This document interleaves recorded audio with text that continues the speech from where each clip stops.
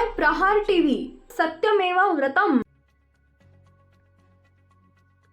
देशाचं लक्ष लागलेल्या शिवसेना पक्ष आणि चिन्हासंदर्भातील सर्वोच्च न्यायालयातील सुनावणी अंतिम टप्प्यात आली आहे। ठाकरेंच्या शिवसेना पक्षाच्या वतीनं कपिल सिब्बल या प्रभावी बाजू मांडत आहेत। आतापर्यंत शिवसेना पक्ष आणि चिन्ह हे उद्धव ठाकरेंनाच दिले पाहिजे अशी मागणी सिब्बल न्यायालयात करत होते।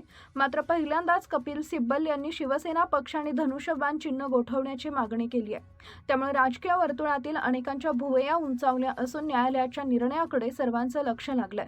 कपिल सिब्बल यांनी यापूर्वीही आपले मुद्दे प्रभावीपणे सर्वोच्च न्यायालयाच्या खंडपीठासमोर मांडले असून विधिमंडळ पक्ष आणि राजकीय पक्ष वेगवेगळा असल्याचा युक्तिवाद त्यांनी केला होता।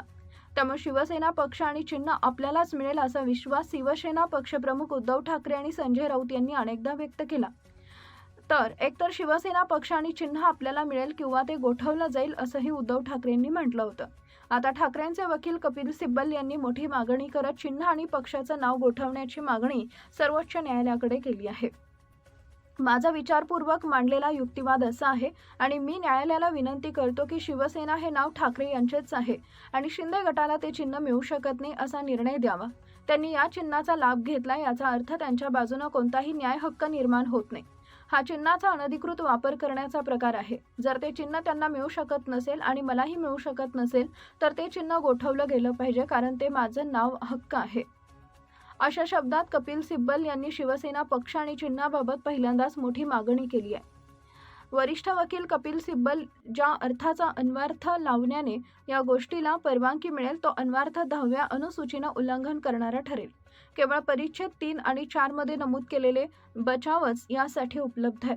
10व्या अनुसूचीचा अर्थ लावताना पक्षांतराला प्रोत्साहन देऊन आपल्या लोकशाही प्रक्रियेचा पायाच उद्ध्वस्त होणार नाही याची आपण खात्री केली पाहिजे। जर तुम्ही असे म्हणत असाल की 19 जुलै नंतर त्यांना इतका मोठा पाठिंबा मिळाला आणि म्हणून त्यानंतर पाठिंब्यावरच अवलंबून राहता येईल तर तुम्ही पक्षांतरालाच प्रोत्साहन देत आहात। जेव्हा एखादी व्यक्ती सत्तेवर असते तेव्हा असं घडणं स्वाभाविकच असतं। 21 जून आणि 19 जुलै रोजी परिस्थिती जशी होती त्याच घटनांचा विचार करणं आवश्यक आहे। त्यानंतर घडलेल्या कोणत्याही गोष्टीचा वापर अशा प्रकारे केले जाऊ शकत नाही ज्यामुळे पक्षांतराला प्रोत्साहन मिळेल।